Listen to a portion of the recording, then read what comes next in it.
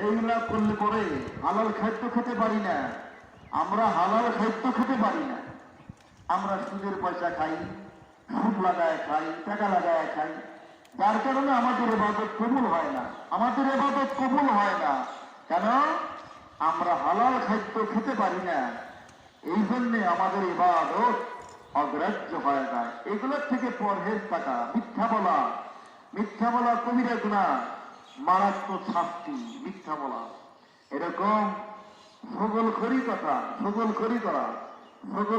করা, অপরের নিন্দা করা, চর্চা করা, এগুলোর থেকে বিরত থাকলে পরেই আমি আর আপনি আল্লাহর কাছে দামি হব।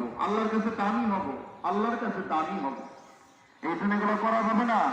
মিথ্যা বলা যাবে না, ভূগোলখড়ি করা যাবে না, গীবত করা যাবে না, কটু কথা, অশ্লীল বাক্য ব্যবহার করা যাবে না। আল্লাহ রাব্বুল আলামিন সবাইকে আমল করার জন্য তৌফিক দান করে।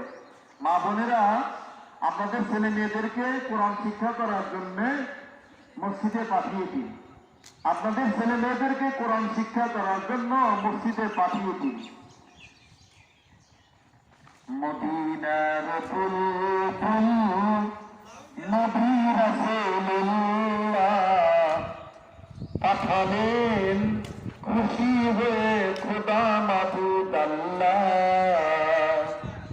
মদিনার বুলবুল নবী রাসূলুল্লাহ পাঠালেন খুশি হয়ে খোদা মাবুদ আল্লাহ।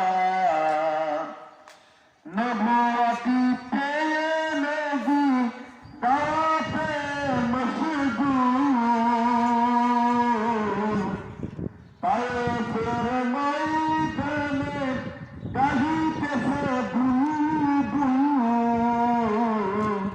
বলে সবে